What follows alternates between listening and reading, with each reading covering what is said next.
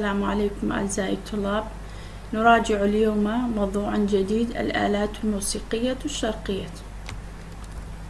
نعم، موضوعنا اليوم الآلات الموسيقية الشرقية. بازلا أو آميران ذكا كلا رشهلاتن آميري جنين. أولا، آلات ذات أوتار تسمى الآلات الوترية، ومنها العود والقانون. يعني أواني جيان هي بنت جيدا بنت جيان هي عودو قانون سمتورو عودا سمتور يكلا على أميرة عربية كان. العود له 5 أوتار ثنائية تألف من الصندوق المصوت الصدر أو الوجه الذي تحدث فيه فتحات تسمى قمرية لتساعد على زيادة رنين الصوت. الأوتار: زند العود، المفاتيح، الريشة، وشرحتها داخل الشعبة وقمت بترجمتها إلى اللغة الكردية.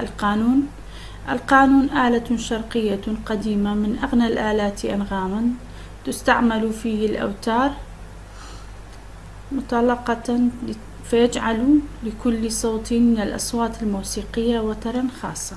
بعض القوانين يتراوح عدد أوتار كل منها بين 63 و 84 وترا، ولكنه في الغالب يتكون من 72 وترا.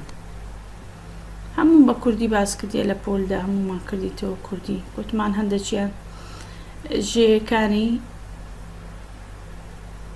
لا شيستو سيا يان هشتاو تساريا بلام زور بيان غالب، يعني زور بيان حفتاو دو جيان هي. ثانيا، آلات ينفخ بها وتسمى الآلات النفخ، ومنها الناي آلة مصنوعة من القصب المجوف، وهي مفتوحة الطرفين، لها 6 ثقب من الأمام وثقب 7 من الوراء.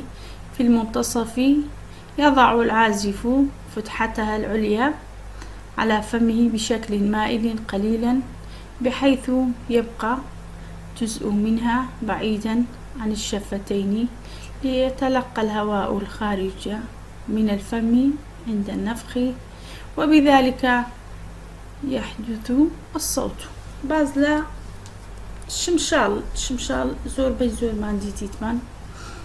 بازلا الشمشال لك داري لا قاميشي وشكرا ودروس كرايا دو كوني ليه لسرتا لا تنشتكاني يجيان، يعني كراونا لهردو السردة، وشش كوني ليه تكرايا وحفت ميشيان لا يبشتوا كيتي لناوندي عازفك، يعني جنيارة كابا لاري لسر لي وكاني دادنيتن مائل، يعني لار.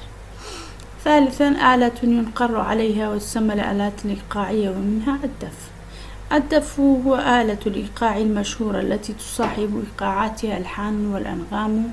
والدف مستدير الشكل، وغالبا ما يصنع على هيئة إيتار من خشب خفيف يشد عليه جلد رقيق ويسمى بالرقي. باز لدف دكا بيقمان دفشتان بينيا دف شيوة كيكتون دروس كراوة دري زور بيزار لتسوارتي ويشي خرا و هروا بيستي حيواني هاشا قلبطان نرم بلا بيستشي نرم دابوش راو. نعم، نأتي إلى التمارين. تمرين 20 فقد أحل التمرين 20 و21 وكانت تأتي في الامتحان في الجزء الأول. اكتب الاسم الآلة الموسيقية المناسبة لكل رسم. الصورة الأولى الدف، الثانية الناي، الثالثة القانون، الرابعة العود. املأ الجدول. تمرين 21. املأ الجدول بالاسم المناسب لكل آلة موسيقية. آلة وترية، ومنها القانون، العود كتمان أواني جيدارن. آلة الإيقاع دفا، آلة النفخ الناي.